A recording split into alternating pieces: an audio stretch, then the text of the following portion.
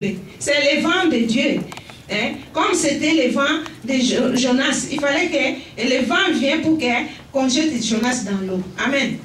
Personne, ce n'est pas le vent que Jésus-Christ va calmer, ou bien le vent des sorciers. Ici, c'est toi-même. Quand notre Dieu est bien, quand tu confesses seulement, tu confesses tes péchés, il te pardonne. Regarde ce que tu fais.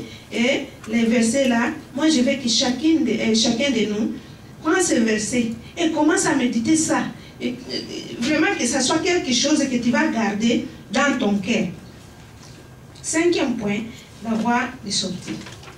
Dieu nous donne toujours une voie. Dieu ne condamne pas et te laisse là pour rester pour du bon.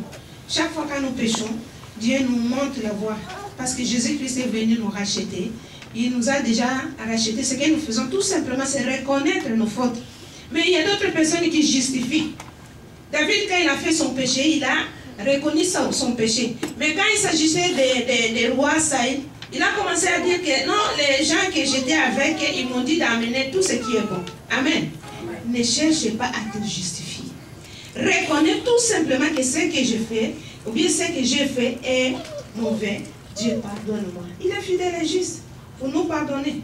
Quand nous confessons nos péchés, c'est notre gens. Et puis, quand il y a dérobé, donc c'est une chose qui ne t'appartient pas, que tu as pris. Il y a aussi la restitution. Si tu vois que, non, comme c'était le moment où on faisait les pillages, tu as dérobé. Et après avoir dérobé, au lieu tu ne peux plus aller retourner la chose. Tu vas venir avec la chose à l'église, tu donnes. Tu dis que non, ça, j'ai dérobé, je vais déposer, tu vois le pasteur, tu le donnes. Et tu peux aussi restituer. Tu peux prendre la femme autrui, la femme qui ne t'appartient pas. Il faut restituer. Ou bien le mari autrui, il faut restituer. Amen. C'est la parole de Dieu. On ne peut pas mâcher les mots et laisser les gens. Si tu veux guérir la plaie, il faut vraiment bien nettoyer jusqu'à ce que le sang coule pour que la plaie puisse guérir. Amen. Nous ne sommes pas là pour jouer, mais nous sommes là pour chercher la voie pour que nous soyons bénis et que Dieu soit glorifié. Parce que le Congo de demain, c'est vous qui allez diriger. Il faut que vous commencez à vous préparer dans de bonnes choses. Amen. Amen. Lisons encore Ephésiens 4, 28.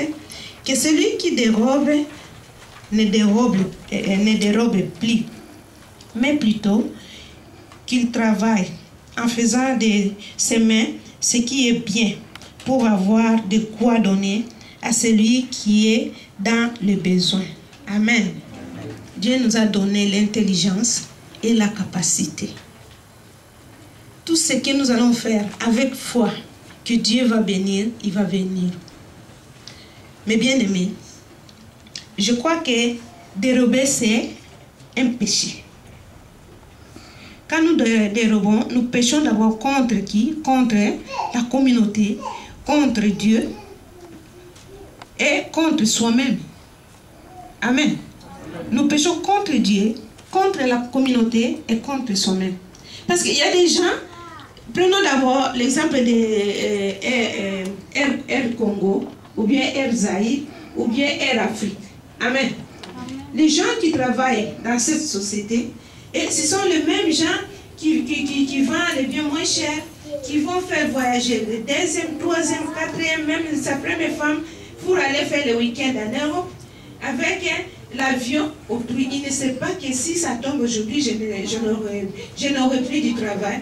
Aujourd'hui, nous nous retrouvons, les gens de Air Afrique, ils n'ont plus de travail. La société n'est plus là. Air Zaïre, on ne peut plus en parler. C'est comme ça.